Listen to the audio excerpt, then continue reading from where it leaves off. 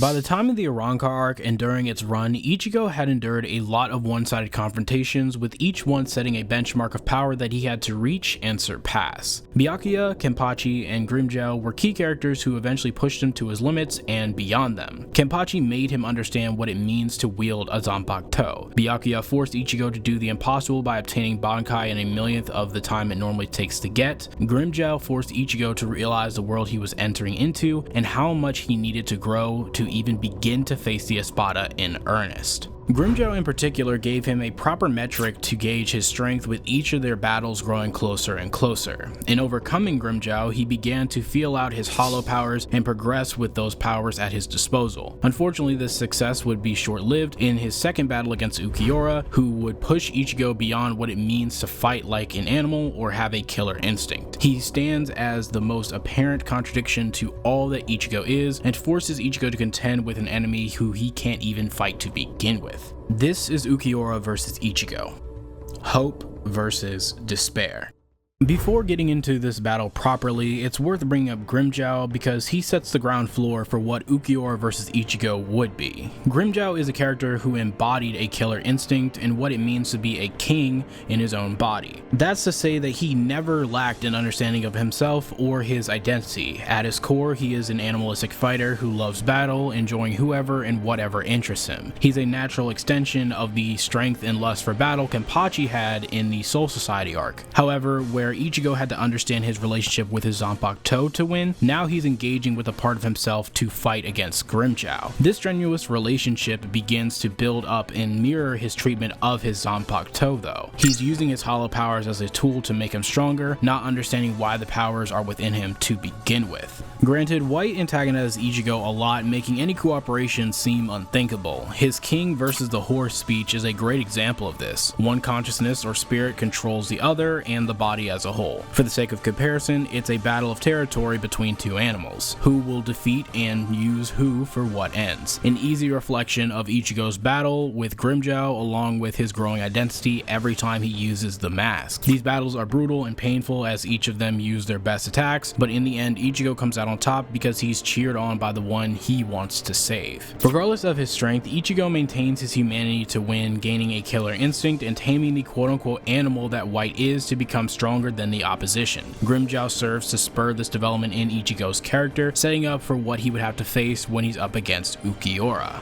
What sets the stage for a difference in conflict between Ulquiorra and Grimmjow is the initiation of the fight. Ichigo was called in defense of his allies in each of his fights against Grimmjow. He took careful preparation to fight him, developing new aspects of himself to use against Grimmjow. With Ulquiorra, he lunges with reckless abandon. His emotions were stronger than his sword, offering a transition of thematic focus for Ichigo in this conflict in specific. Grimmjow was the human versus the animal, which the human came out on top. Now it was the hope of Ichigo's presence versus the despair of Ulquiorra's power. Killing Ichigo the way he did communicated this in a physical sense, despite this being a trademark of his. The heart is what strengthened his opponent, so he destroyed it. Their second fight extends on this thread with a clashing of ideals and values coming to the forefront, or lack thereof. Ichigo desires to protect his friends, and so long as he does so, he is living up to his ideals and his values. Ulquiorra serves Aizen's desires with no heart of his own, so he doesn't really have ideals or values. Both serve others because it's what they see as correct. It's a singular function only they are really worthy of. Ichigo's line here speaks to this very idea. Ulquiorra's growing humanity versus Ichigo diving deeper into his hollow abilities show that a difference between them may not be as big as initially thought. As Ichigo has grown stronger, he's gotten closer to his hollow side. As Ulquiorra has spoken to Orihime and Ichigo, he lusts to know what a human heart really is. Yet even with these developments, they are still able to identify with themselves. What's more is that the two may have had their perspectives changed through their interactions with either side. The heart exists beyond the physical. Hollows are more than mindless killing machines,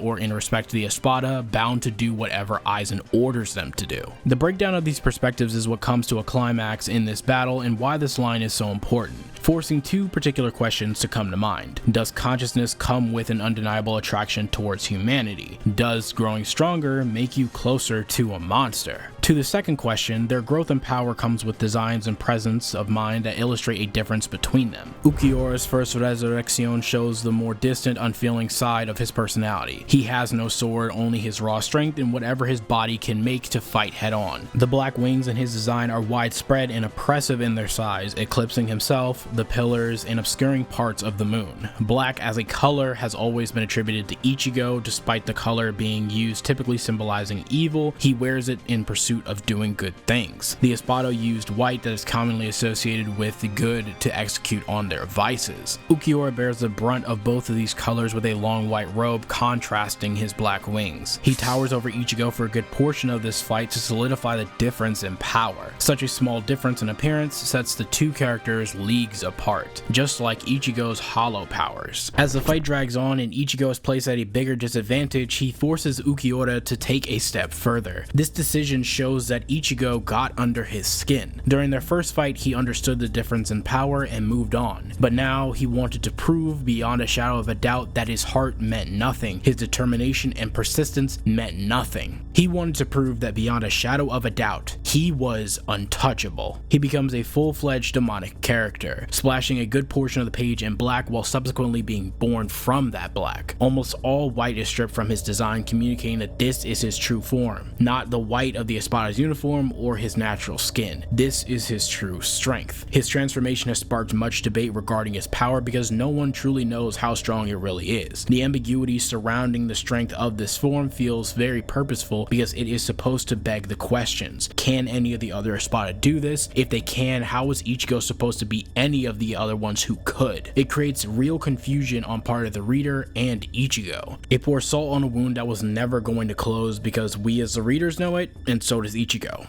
He had no hope of winning this, so White gave him a chance. A difference of philosophy is what defines these two's relationship. Ulquiorra believes in nothing and no one. Ichigo believes in his friends, his allies, and more importantly, his own heart. So White's emergence strips him of his autonomy and his purpose, and more importantly, what he believes in, switching the dominance of colors in his appearance from black to white. Where the first transformations for both of these characters kept them pretty much the same as their base forms, their second awakenings drew the line in the sand when it comes to comparison. Despite Ichigo embodying the full face and actions of a monster, a little of his character feels like it breaks through when he breaks off Ulquiorra's arm, the same one he took from Uryu, when he battles with Ceroblast to demonstrate his greater power and brutalizes Ulquiorra even though he doesn't have to. In every way, he's trying to prove that he is the greater hollow, a similar scene of when White emerged and fought Hiyori in the Vizard's base. Ichigo wears his mask for power, not for understanding. It gives him power he thought unimaginable, but it's still his whether he recognizes how he got it or not. Not to mention, this transformation was brought on by his wish to protect Orihime. Thus, when it breaks, he is familiar and returns to the person he once was. What comes of the finale, asking to have his leg and arm cut off, is the same way Grimmjow treated him. He also reciprocates this same courtesy to Grimmjow by asking Orihime to heal him. Ichigo wants a fair battle because to some extent he enjoys fighting. He wants to win, but also wants to respect his opponent regardless of whether they respect him or not. This element of his character is emulated through his fighting style. He's a straightforward fighter without any gimmicks or anything. Ulquiorra is in the same boat because his transformations just make him stronger and faster, just like it does for Ichigo. No one in the series really challenges Ichigo like Ulquiorra does. He shakes his faith in his abilities, opposes his beliefs, breaks his body, and forces him to rely on a power he has zero control over. The amount of comparisons and contrast between the two of them set the bar for anyone Ichigo would face for the rest of the series, while cementing Ulquiorra in the hearts and minds of fans everywhere. And with that, it brings us to the end of this video. I want to thank you all so much for watching. Please stay safe out there and have yourselves a damn good one.